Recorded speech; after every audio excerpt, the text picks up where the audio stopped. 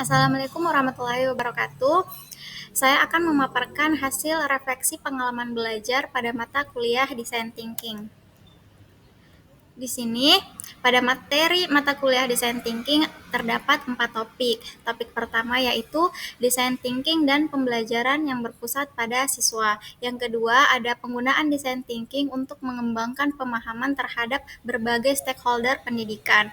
Yang ketiga, ada penggunaan metode Creative Design Thinking untuk mengembangkan inovasi dalam pendidikan. Yang keempat, ada penerapan Design Thinking untuk mematangkan inovasi dan mentransformasi pendidikan. Nah, review pengalaman belajar. Pengalaman belajar apa yang berguna dan menarik? Nah, menurut saya, pengalaman belajar yang berguna dan menarik itu terdapat pada topik 2, yaitu penggunaan empati antara guru dan peserta didik. Nah, di sini guru menggunakan empati dalam membangun pemahaman pembelajaran untuk peserta didik, karena setiap peserta didik pasti mempunyai karakteristik serta kebutuhan belajar yang berbeda-beda, sehingga membutuhkan pendekatan secara empati guna memberikan identifikasi kebutuhan dan minat belajar apa yang dibutuhkan oleh masing-masing peserta didik tersebut. Yang kedua, ada empati diperlukan untuk memfasilitasi peserta didik, yang dimana empati ini diperlukan karena dengan memahami perasaan serta kebutuhan dan kesulitan peserta didik, pendidik dapat menciptakan lingkungan belajar yang lebih nyaman dan mendukung, sehingga guru dapat menyesuaikan dengan metode pengajaran agar sesuai dengan karakteristik dan kemampuan masing-masing peserta didik, sehingga mereka merasa dihargai dan termotivasi untuk belajar seperti itu. Kemudian empati juga membantu membangun hubungan yang lebih baik antara guru dengan peserta didik, seperti menciptakan suasana kelas yang harmonis serta mendorong sikap saling menghormati. Nah, pengalaman belajar apa yang berguna tetapi kurang menarik? Nah, menurut saya, pengalaman belajar yang berguna yaitu terdapat pada topik 1, yaitu Design Thinking yang berpusat kepada peserta didik, yang dimana Design Thinking yang berpusat kepada peserta didik ini memberikan pengalaman belajar yang mendasar mengenai bagaimana penerapan pemikiran secara konseptual yang dapat digunakan dalam merencanakan pembelajaran yang berpusat kepada peserta didik dalam ranah belajar yang optimal bagi mereka. Nah, kemudian pengalaman yang kurang menarik itu contohnya terlalu banyak teori. Nah, saya ada sedikit cerita pada semester 1, yaitu ada seorang dosen yang menjelaskan materi Design Thinking secara teoritis. Dengan dia menjelaskan secara panjang lebar tanpa disertai dengan contoh yang mudah dimengerti oleh mahasiswa.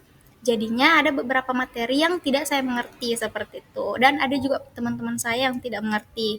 Jadinya kami di kelas itu merasa bosan dengan penjelasan seperti itu.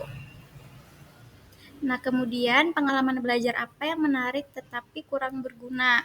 Nah, menurut saya pengalaman belajar yang menarik tetapi kurang berguna itu tidak saya temukan pada mata kuliah ini, karena pada mata kuliah ini memberikan pengalaman serta pemahaman yang baru yang belum pernah saya dapatkan sebelumnya. Jadi, mata kuliah Design Thinking ini baru pertama kali saya temukan pada saat PPG.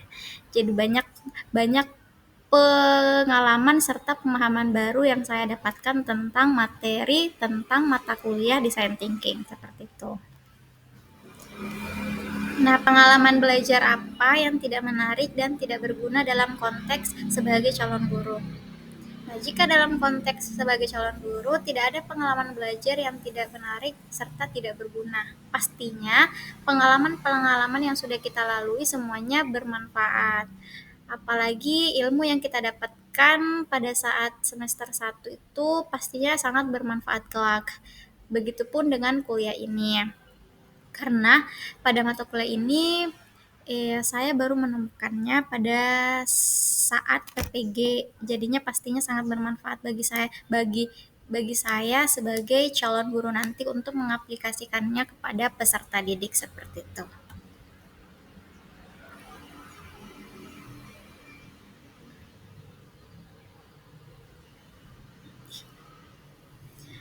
Selanjutnya, refleksi pengalaman belajar.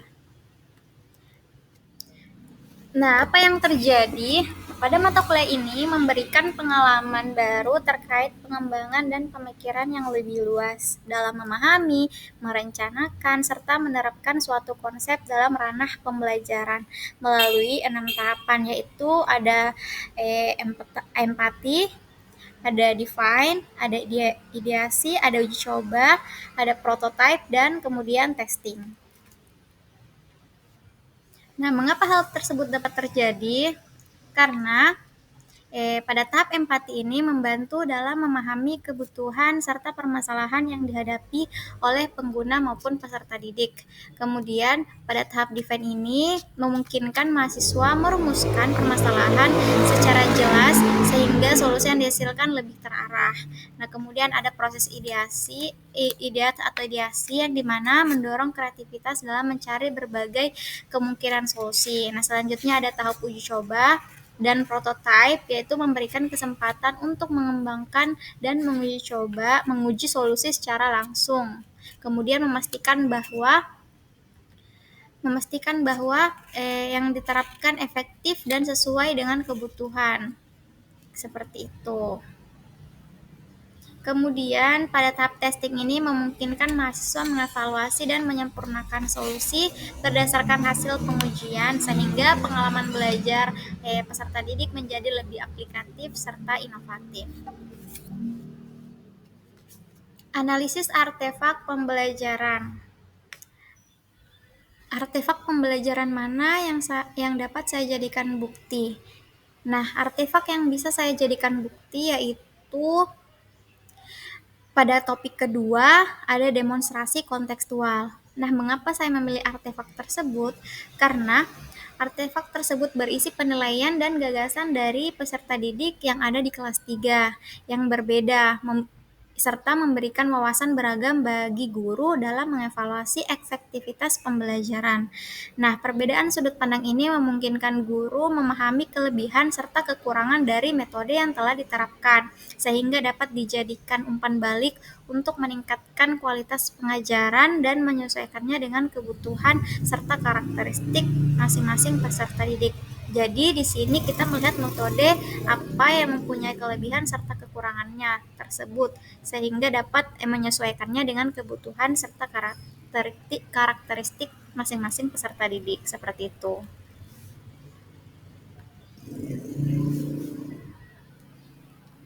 Nah, apabila saya mengajar atau membahas topik ini dengan mempertimbangkan prinsip pembelajaran bermakna yang berpusat kepada siswa, perubahan apa yang akan saya lakukan? Nah, perubahan yang akan saya lakukan adalah saya akan mengubah pendekatan pembelajaran dari sekedar penyampaian teori menjadi pengalaman langsung yang melibatkan eksplorasi aktif oleh siswa. Dan di sini saya akan memberikan tantangan nyata yang relevan dengan kehidupan mereka, sehingga mendorong mereka untuk berpikir kritis dan kreatif dalam menemukan solusi.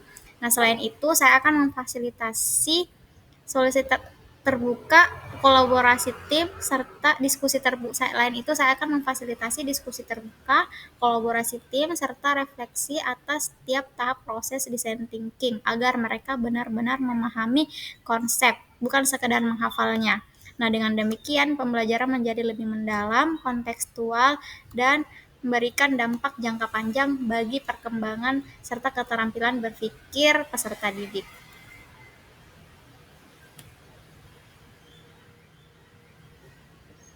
Oke, sekian dari saya. Itulah tadi hasil pemaparan dari refleksi hasil belajar pada mata kuliah Design Thinking. Saya ucapkan terima kasih. Wassalamualaikum warahmatullahi wabarakatuh.